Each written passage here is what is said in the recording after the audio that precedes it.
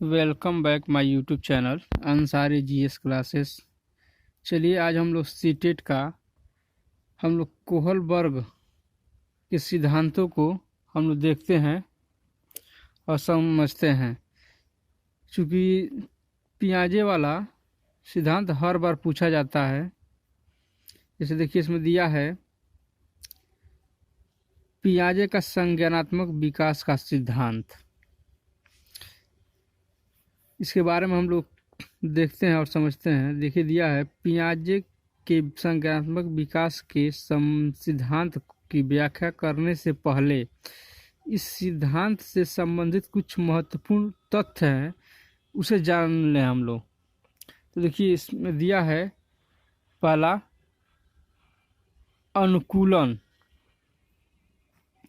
पियाजे के अनुसार बालकों में वातावरण के साथ समायोजन करने की जन्मजात प्रवृत्ति होती है, जिसे अनुकूलन कहते हैं, जिसे हम लोग अनुकूलन कहते हैं।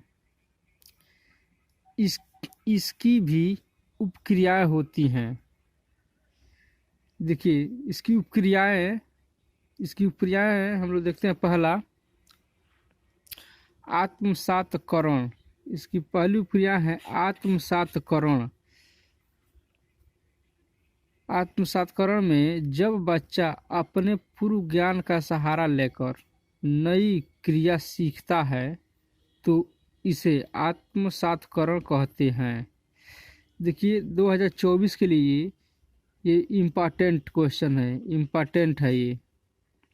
इसे आप लोग ध्यान से देख लीजिएगा। और देखिए दूसरा दिया है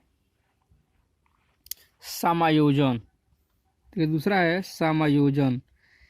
समायोजन में है इसमें पूर्व ज्ञान काम नहीं आता, बल्कि बच्चा नए ज्ञान के लिए अपने व्यवहार में परिवर्तन कर समायोजन कर लेता है। और दूसरा एक पॉइंट है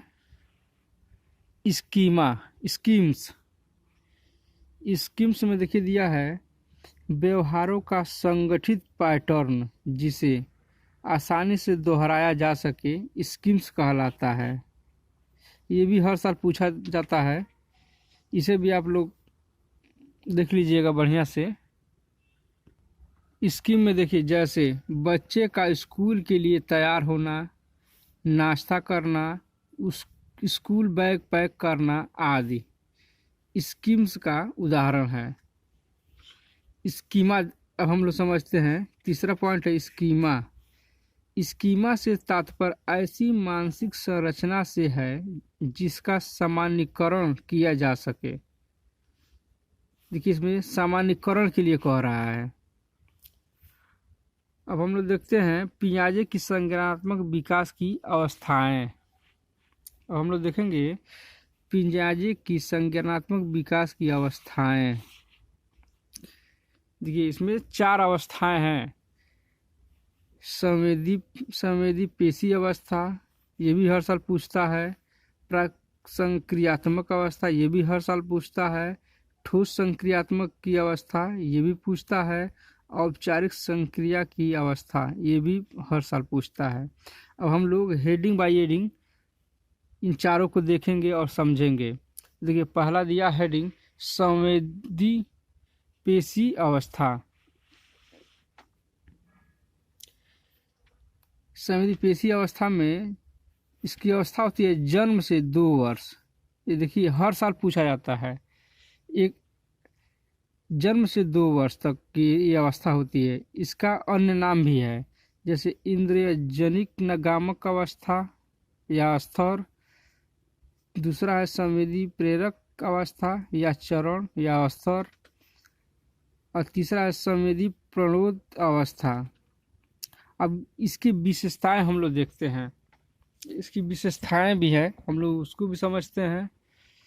देखिए विशेषताएं में हमको दिया है इसकी विशेषताएं।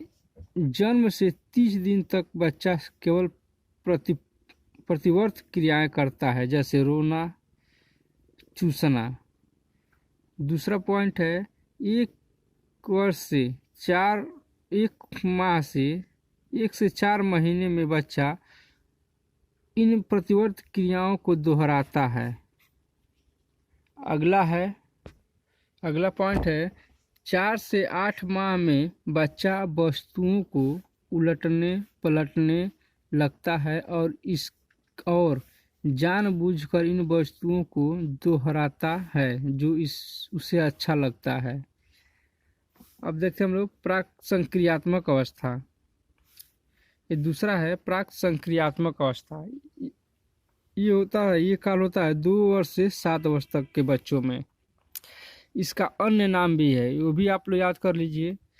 पूर्व संक्रियात्मक अवस्था या स्तर या पूर्व क्रियात्मक अवस्था।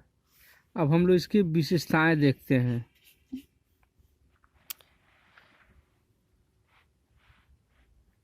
इस अवस्था के गुण भी हैं। सूचकता, संकेत तथा ठोस वस्तुओं में संबंध स्थापित करना सीख जाता है। दूसरा पॉइंट है आत्म-केंद्रित। बच्चा यह सोचता है कि दुनिया की अधिकतर चीजें उसके इर्द गिर्द चक्कर लगाती हैं। और तीसरा है जीववाद। बच्चा कुछ निर्जीव गतिमान वस्तुओं को जीवित समझता है, जैसे पंखा को और गाड़ी को आदि। नेक्स्ट पॉइंट है इस अवस्था में बच्चा जोड़, गुणा, भाग आदि संक्रियाएं करने लगता है, परंतु इनके पीछे के उस सिद्धांतों को नहीं समझ पाता है। नेक्स्ट पॉइंट है इस अवस्था में बच्चा तार्किक चिंतन करने लगता है, परंतु वह अमूर्त चिंतन नहीं होता, केवल मूर्त वस्तुओं से संबंधित होता है। नेक्स्ट पॉइंट है इस अवस्था में पलटावी गुण आ जाता है। और चौथा पॉइंट दिया है औपचारिक अवस्था। ये अवस्था 11 या 12 से वयस्कावस्था तक चलता है। इसके अन्य नाम भी हैं। पहला अमूर्त संक्रियात्मक अवस्था, अमूर्त चिंतन की अवस्था और औपचारिक अवस्था। इन 3 नाम से हम लोग जानते हैं इसे। देखिए पेपर में इन चारों में से कोई भी नाम एक दे सकता है और अवस्था भी पूछ सकता है। आप लोग इसे देख लीजिएगा बढ़िया से। इसकी विशेषताएं हम लोग देखते हैं। विशेषताएं अमूर्त चिंतन इस अवस्था की प्रमुख विशेषता है।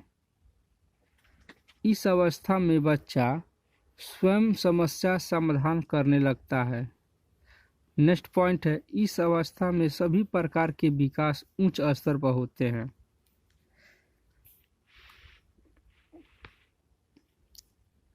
तीसरा पॉइंट है इस अवस्था में संज्ञानात्मक विकास उच्च स्तर का होता है।